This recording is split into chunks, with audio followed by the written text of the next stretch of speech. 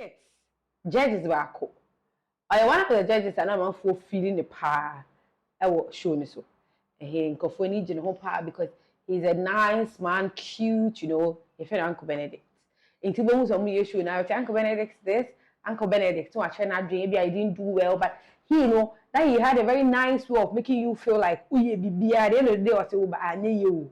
Do you understand the scenario? It's a way to back and say, it was very nice. I like your shirt. I like your down. I like your this. I like your this. Maybe you yourself, but I can be a crowd and a hand. Or because one you need, but I want to feel why you want to come at just that. There's just a little part of it, and I was here.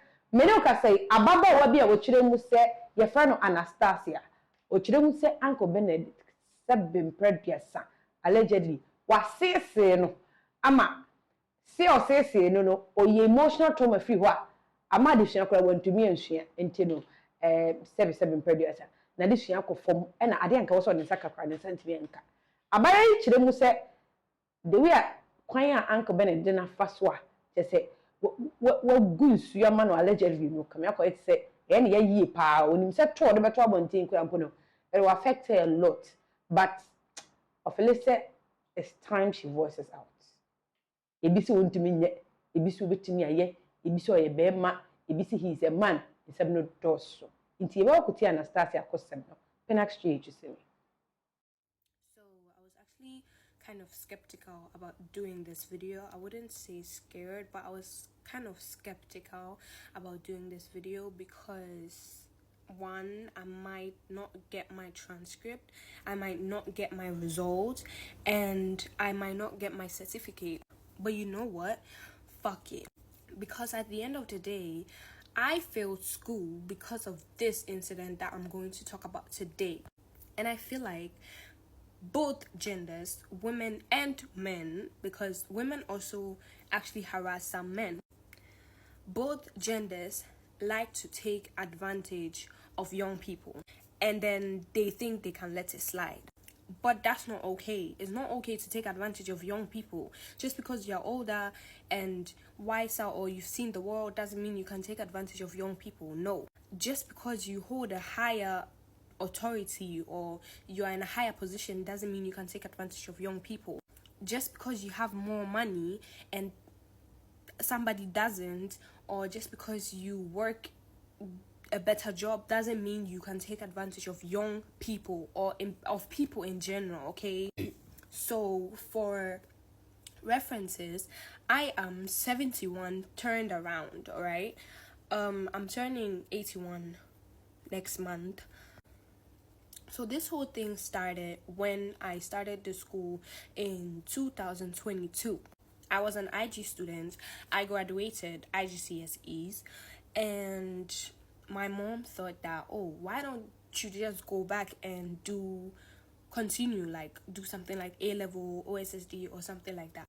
For references, OSSD is Ontario Secondary School Diploma, all right? And this diploma is done on a laptop, and is the actual school is called Rosedale Global Academy, which is in Canada. All right. Now, this school that I went to is in Ghana. Is based in Ghana, and this school, I don't know if I want to mention the name, but I'm not going to mention the name.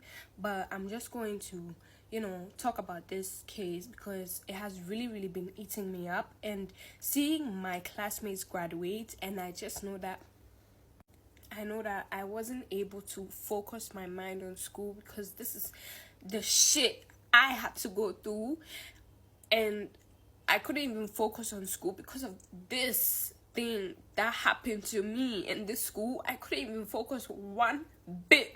Not even once was I motivated to actually learn and sit down, because every single day I woke up with fear. I woke up with prayers every single time I go to sleep, and I'm like, bro, when is this going to stop? Okay, so my classmates, my graduation is next week, Saturday, all right, on the 28th of June. Now, the reason why I'm coming here to speak about this is because I didn't have the opportunity to actually finish my school. I didn't have the opportunity, or I didn't have the right motivation to actually finish my courses, because then my mind was full of shit. So I lived in the boarding house, right? I know you guys are probably like, oh, but you are working from your laptop. Why would you go to the boarding house and blah blah blah blah blah? I live in Ghana by myself, like not by myself, but like I don't have family members in Ghana. My family members live in Germany, which means that my mother didn't want me to be in the house by myself, so she made me go to the boarding house. That's fine, that's good. Now in the boarding house, I'm also going to blend in when this happened for the second time. Actually, the first time I didn't get the opportunity to actually record, because in my mind I was going there for educational reasons. I wasn't going there to be sexually harassed. Okay, so I'm going to blend in the second time this happened, and it also says the dates and everything. But then, very unfortunate, when I made this voice recording, when I was recording this, the voice recording went off. So I didn't even have the opportunity to get my evidence. Now, hold on. Let me get to the point. I'm so sorry, but let me get to the point. 2024, October, I went back to the school, and that's when my mother told me that, oh, I want you to continue with the OSSD, which is Ontario Secondary School Diploma. I don't know if I've said that already, but I'm repeating it again. So my mother told me that I should go back to the school and continue the diploma, so that after the diploma, I can go to university, which I did. Now, getting started, everything was going smooth and fine and perfect. Now it's November, and it was at the beginning of November, right? My principal calls me to his office, and I wouldn't say that I am like depressed or something, but like everybody has their family issues, everybody has family problems, and the family problems weren't even family problems where you can say that you can't speak to people about that. You could speak to people about it, which my mother did. She spoke to my principal about our family problems, and that's totally fine. That's okay. That's not my concern. It's none of my business. But tell me why I go to his office. He speaks to me about school. Now, about school, he's asking me inappropriate questions like, do you have a boyfriend? Do you like have any sexual interactions with guys? And I'm just like saying no. And why would you ask me questions like that?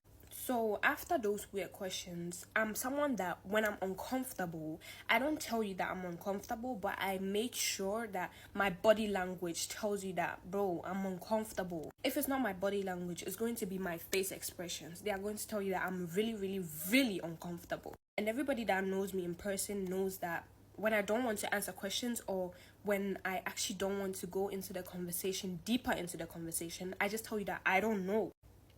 Which I constantly did, and I kept on just trying to show him that I'm uncomfortable. Now, mind you, this is our school uniform, so we wear skirts and a white shirt. Under our skirts, we wear like an underwear nika. Now, after the principal asked me all those inappropriate questions, he asked me to leave the office. I was about to leave, and this man tells me that, wait. Me thinking that, oh, he's coming to say something important. He tells me that, come for a hug. Mind you, this was the first time, okay? First time. So I didn't think anything should be wrong with giving my principal a hug, because then he's close with my mother. I didn't think anything would be wrong with a hug, because you are my principal and I'm your student. I've been in this school for 2 years. 2 years. And nothing like this has happened before. Now, this man hugs me and touches my butt. When he touched my butt, he squeezed my butt and told me that, don't let anybody touch this. And I'm like, bro, what the fuck do you mean by don't let anybody touch this? I instantly saw the red flags, and I was like, I just tried to push him off, because I was like, bro, what the fuck? Now, when this happened, it was during school hours, so I went back to my class, and when I was going, I knew that, bro, you just got harassed. So I instantly started crying, and my eyes get so red when I cry. As you can see, my eyes get so red when I cry. And I went to my classroom, and my classmates were like, "What's wrong? Like, why are you crying and everything?" And I couldn't tell anybody. Like, I didn't have any evidence. Like, girl, you need the evidence to back your statement. So now the plan that my classmates, one of my classmates actually, and I made was that the next time I go there, I'm going to record it. Which I did, but then the recording went off, and that's exactly this. This is the recording. I'm recording the whole thing. So when he said that, "Come for a hug again," I went for a hug again. But then I wasn't recording nothing. Actually, nothing. I'm going to post a part 2 because I feel like this isn't enough. But yeah, stay tuned for part 2. So this is part 2.